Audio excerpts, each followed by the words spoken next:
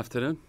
Ronald, first of all, is there any good news on the injury front with regard to Morgan Schneiderlin?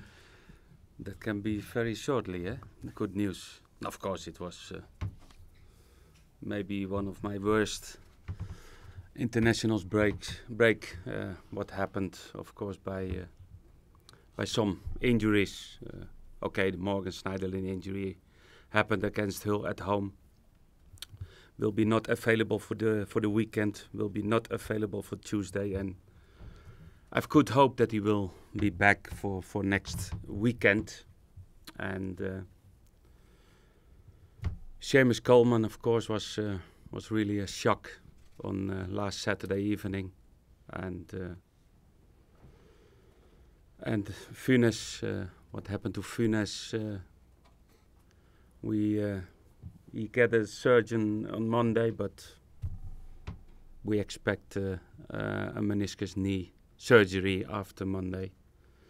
Means both players will be out, and Seamus will be out longer, of course, than Funes. I believe Seamus is still in Ireland. Yeah, What's the he's plan still for in him Ireland now as regards his No, health? it's the plan first is stay with your family, and we keep in contact.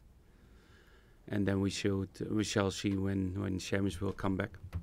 We've also had James McCarthy suffer a recurrence of his hamstring injury. Ultimately, where does the blame lie for that? Of course, I expected this question about James. But James had, and I prepared myself by not doing any mistake. James had an injury when he reported for Ireland duty last week. Our medical team made the Ireland medical team aware of this, of course.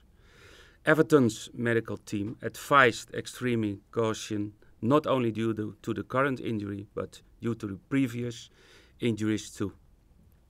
And the assessment by the Ireland medical team was that it would be a high risk for James to play against Wales.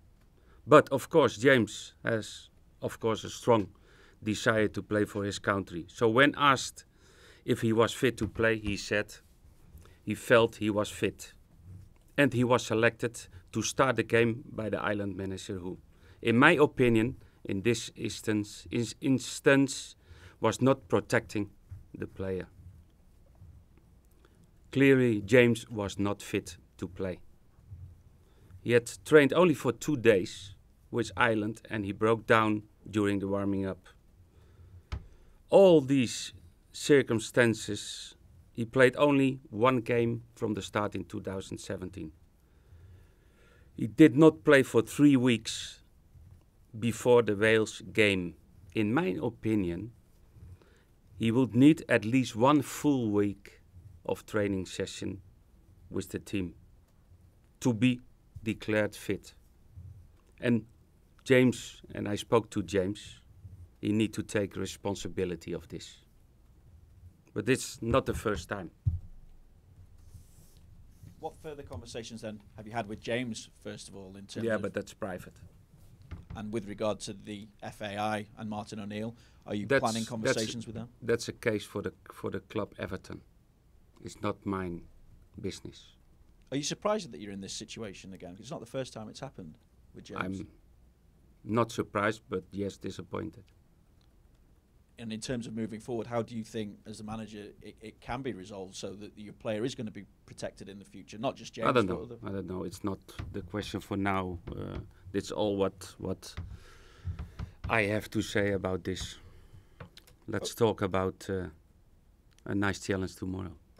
Nice challenge, but overall, how has the build-up been affected by the injury problems that you have? Because imagine you have plans in place and then you have to rip them up a couple of days Of before. course, it's always affected, because in 1 week we lost 3 players, and players who normally players for to put in the start in the lineup, and of course it's affected. But I think still we have a strong team tomorrow, and once again it's a nice challenge. Ronald, are you driven by the memories of that very, very late defeat back in December at home? That must have hurt. Yes, it's 1 defeat at home this season, till so far, and was I think we did a good job. We played how we need to play against Liverpool. And that's what we try tomorrow. It's always a difference to play home or away, even without any distance. But it's a different atmosphere. But we did well. And okay, I have to recognize that in the last 30 minutes, Liverpool was the better team. But we didn't deserve to lose. And I like to see, and we need to bring the same attitude tomorrow. Everybody's been talking this week about the fact that it's 18 years since Liverpool, since you won at Liverpool. How do you change that mindset of your players when everybody keeps reminding them of that fact? Yeah, but it's of course that shows a lot. But it's a new season, it's a new game, a new manager by Everton, and I don't know why. I heard a little bit about the last 2 seasons of Everton, that maybe they were too afraid to play against Liverpool. But why you need to be afraid to play against Liverpool? I don't understand that. Is it as much to do with the mental approach tomorrow as the physical one? No, both. You have several aspects in matches like the derbies between Everton and Liverpool. I think we showed when we played home how we need to play with the attitude, with passion, and of course you need to control your emotions during the game of tomorrow. But that's always in derbies. Then you need to control it. 21 red cards, I think, in this fixture in the Premier League over the years. How difficult is it for you as a manager to advise your players, give me the commitment, but don't go over the top? Yeah, but okay, that's by advice tomorrow to the players. But finally, the players by themselves need to control and focus you about the game plan and don't make stupid faults and control your reactions if there happens something. But that's all up to the player, because if the game starts and the whistle by the referee, then the players needs to control them. How much responsibility has Romelu got tomorrow, because he's your leading goal scorer, one of your iconic players? Big responsibility for him tomorrow? Not more than 2 weeks ago, because we know his quality. It's not more responsibility now or it was for him a month ago. That's no difference. In terms of his situation, the last time we spoke, you were hoping to speak to the board, I think, during the international break about his contract and his prospects. No, any update? No. So you're still hopeful that you can persuade him to stay? It's still 2-year contract. But you're hopeful of persuading him to fulfill that contract? It's still 2-year contract. And in terms of the wider picture of the league position, if you win, you go 3 points off Liverpool. Top 4 position still very much part of your dreams? Yeah, but if in life is not counting, you need to do it. And then, yes, maybe we get more possibilities, but we need to show it. And in terms of the other big news today about the stadium, the council seem to be pushing ahead with that. How excited are you by that?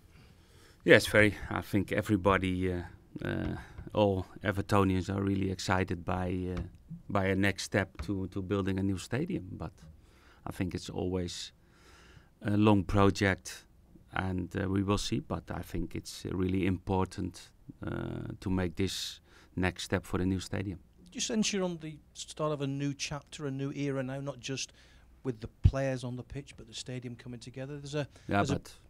That's a long-term story for the club. As a manager, you need to focus you on game by game and this season, and of course you need to think about next season. But no, it's priority is today, tomorrow, and not in 2 or 3 years. Okay, guys. Ronald, just on terms of the stadium plans, was that part of the vision that was sold to you when you joined the club at all? No, but okay, when I spoke to the board and the owners of the club, of course they mentioned plans to have a new stadium.